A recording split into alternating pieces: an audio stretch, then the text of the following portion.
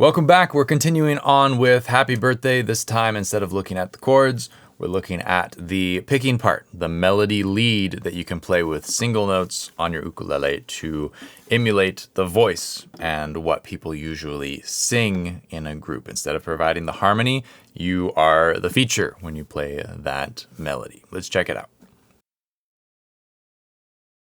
My name is Brad Bordessa. Before we begin, please check out liveukulele.com/store to have a look at my premium lesson offerings. These are the very best content that I create, and it's the best way for you to really look into the fundamentals of your playing and to tune up your technique and your understanding of the instrument and really take your playing up a couple of notches.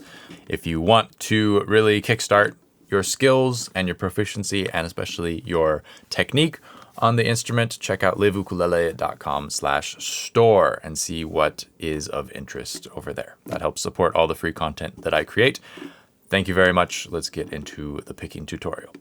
So if you didn't catch it already, I made a video about the harmony and the strumming of Happy Birthday, just to overview the chords. We're playing in the key of F, and we had F, B flat, and C7 for our strumming chords that accompany the singing or the vocal part, the melody. And what we're gonna do in this video is talk about how to play the melody that would fit with those chords. If you had two ukulele players, one could play the chords, the other could pick the melody, and you would have kind of a cohesive piece of music.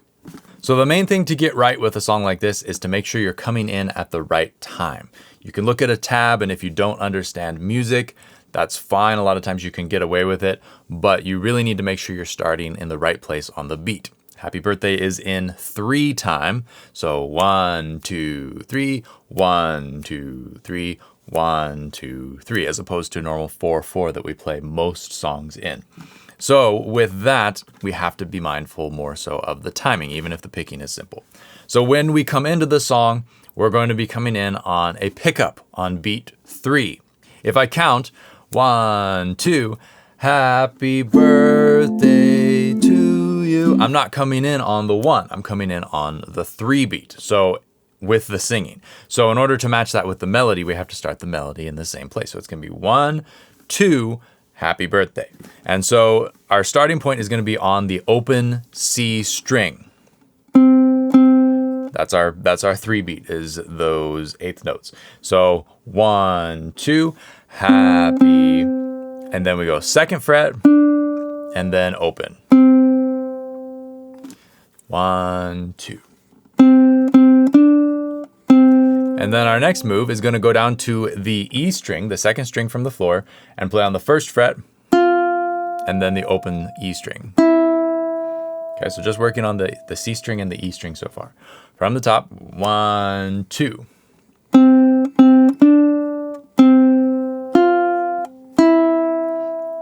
All right, and this is how I like to learn music. People read tabs all the time, and you can find a download in the video description if you must, but really just listening and repeating is probably the best way to learn music, because you have to pay attention, you have to engage a different part of your mind, and you can really kind of interact with the other aspects that are happening at once, and it's really good practice.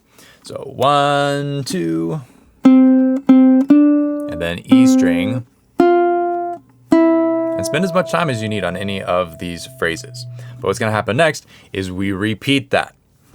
And once again, our timing is the same when we come in. So we're holding here, you, that's gonna be a 2. So we come in on 2, you, 2, 3. And we have that whole C run on the C string, open, open, 2, open. And then the timing of all this is exactly the same. We're gonna shift up to the E string on the 3rd fret. This is a G note.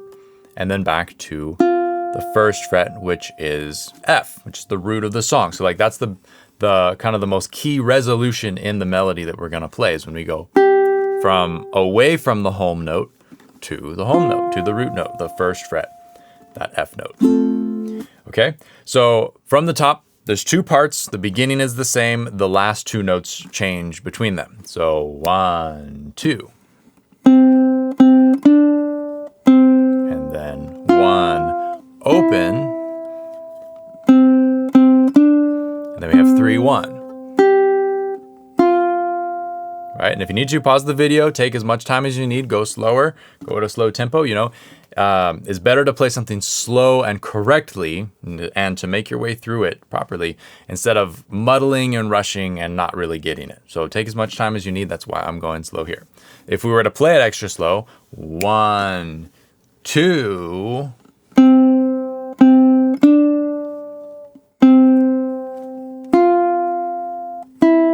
There's nothing wrong with it being painful. If you can play it correctly, it doesn't matter if it's painful. If you can play it correctly, then you can slowly speed it up. Okay, so we have 1 open, 3 1.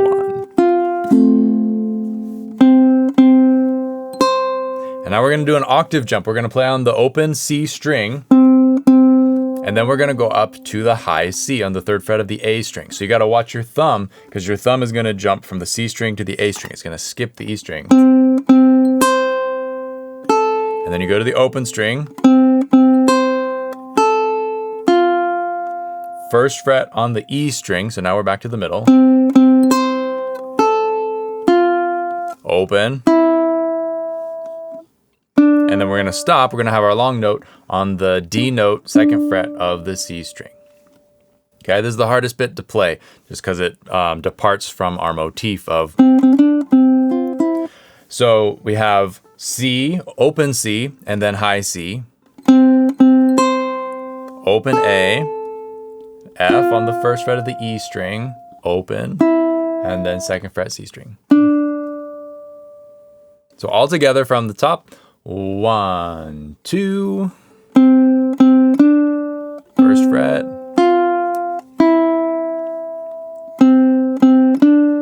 3rd fret E string, and then we do the C octave.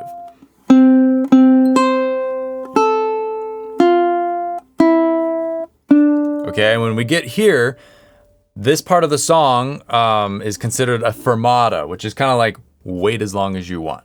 Right, so in this part of the song, if you're singing with a group, happy birthday to whoever, like everybody might hold that out. It might be woos, it might be, you know, people just goofing off. And then you can use your musical judgment to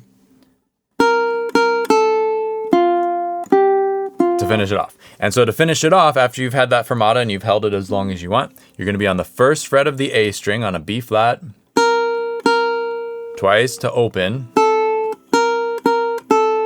and then to wrap it up, we're going to go to the F, 1st fret of the E string, and then 3rd fret, and back to the 1st fret. So we're going to be on the A string, 1st fret, on the B flat, open, and then we switch to the E string, 1st fret, 3rd fret G, F.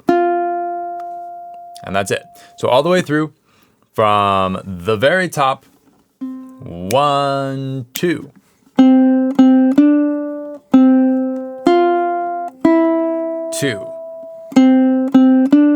3rd fret, E string.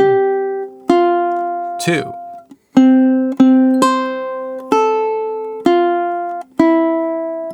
Fermata, we can hold this as long as we like. Then we go to the 1st fret A string on the B flat,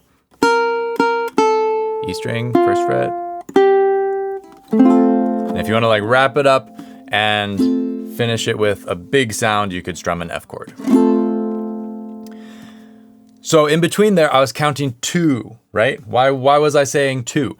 Because a lot of times the tendency with people, humans, tend to rush. And so if there's a space where you're holding up a gap in the music, you tend to get nervous and you go to the next part. You go to the next part and you lose the groove because the timing is off. You've shrunk the timing in that one part of the song. And you want to give the full duration of the timing to that bit of music there whenever possible. Always, hopefully, always. So what I'm doing is I'm counting the count in the space where there is a gap where I might be more likely to rush. Right? So 1. When I go to that open E string, it's the 1 beat out of our 3 beats. So 1, 2, and then my next pickup going into the next part is going to happen on beat 3. So I play a note on the 1, I count on the 2 to hold up that space, and then I'm playing again on the 3 going into the next phrase. 1, 2. 1, 2. Nothing to count here because it's a fermata. And nothing to count there because it's all going through. Typically, if you're moving through quarter notes or eighth notes, it's going to be pretty easy to keep the time because that's natural. Something is happening. You're thinking about moving between the notes. It's when you hit half notes or dotted half notes or whole notes or anything longer than that, or rests where there's nothing happening, then you start to run into problems, which is why I like to count in those spaces to ensure that you hold it up. And the more you get comfortable with the song, the more you start to internalize the timing and how it's supposed to go, you can start to kind of fudge that rule and not need to do it as much. But to get started, it is helpful. You just have that little something to focus on in the space. Is really nice. All right, so that is the melody to Happy Birthday. If you have a friend who plays ukulele, have them learn the chords from the other video, and then you can take turns playing the melody and the chords and working together to kind of create the whole part. And while this might seem really simple, if you haven't done this kind of thing before, it's really good practice to just take your time with it and to play it like a normal musical piece. You know, Happy Birthday is a song that everybody knows. It's a little generic. It's a little tired by now. But because you know it so well, it's something that you can really lean into and be confident that you're probably playing it right. As long as it sounds like it's right, it probably is right because you're very familiar with the melody. So in that sense, it's a great practice piece, and it's something that's definitely worth your attention, and it's something that most ukulele players should know how to play, so you can be the life of the party too. I'll catch you in the next video. Thanks for tuning in. Until then, aloha.